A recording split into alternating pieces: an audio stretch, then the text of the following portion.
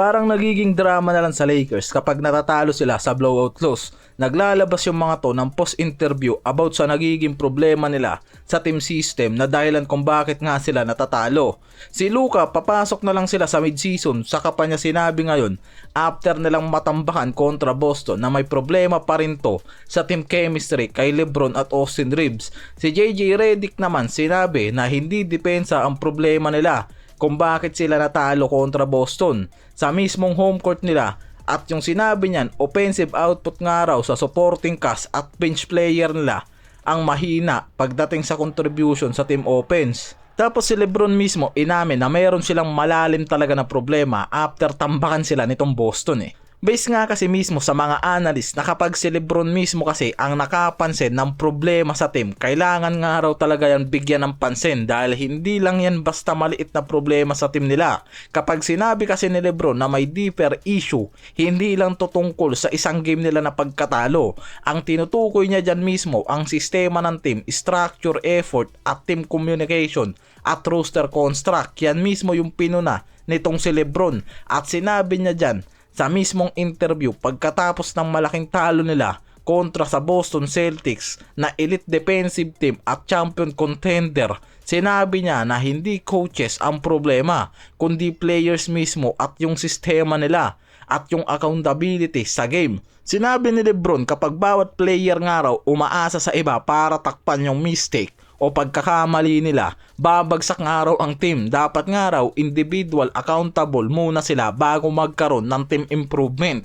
At yung deeper issue mismo na sinabi dyan ni LeBron, yung kakulangan nga raw nila sa responsibilidad sa loob ng court, kakulangan sa communication, at kulang nga raw sila sa defensive discipline. Yan yung malalim na problema nga na nakikita nitong si LeBron sa Lakers, lalo na kung papasok sila sa playoffs. Kaya sinabi dyan ni LeBron na hindi coaches ang problema kundi player mismo at yung accountability nila sa loob ng court. Dahil nga ang Lakers sunod-sunod na talo ng malaki mula sa 25 plus points defeats kontra sa Nuggets, Suns, Wolves, Heat at iba pa, at nakikita yung mga pattern na nagko-collapse sila pagpasok ng second half at third quarter breakdown.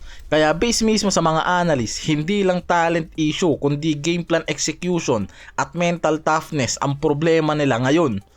Ang mga teams na kasama ng Lakers sa worst blowout stats, kasama dyan ang Wizards na tanking teams na sinusubukan na lang kasi talaga ngayong matalo para makakuha ng high draft pick. Pero ang Lakers kasi supposed talaga na nasa title favorite dahil sa core nila kay LeBron at Luka. Ito yung pinakamalaking problema sa Lakers ngayon base sa mga analysts. Kapag nahuli sila ng 8 to 12 points, imbis na humabol nga raw, lalong bumabagsak ang effort sa defense nila. In short, nawawalan yung mga to ng gana para humabol at kumuha pa ng momentum pagdating sa late game. Kaya yung nagiging resulta nga raw ng mga to, imbis na maging competitive, biglang massacre pa yung nangyayari sa dulo o sa second half. Dagdag pa ni Redick dyan mismo, pagkatapos silang matalo, hindi sila makasabay pagdating sa mga athletic o defender na team.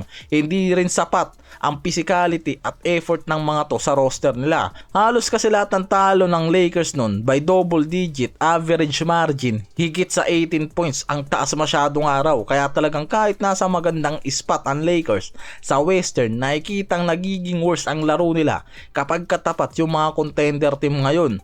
Ang Lakers bago magtapos ang February, magkakaroon pa yung mga to ng mahigpit na series sa home court nila kontra dito sa Orlando. Unang laro nila to sa stretch, may advantage ang Lakers pero hindi sigurado ang resulta dahil mahirap din makatapat ang Orlando ngayon. At dalawang road games pa kontra sa Suns na pinakamahirap na away game nila dahil ang Suns malapit sa Lakers standing. At isa sila sa mga contender ngayon sa play-in o top 6 at isang game pa kontra naman sa Warriors.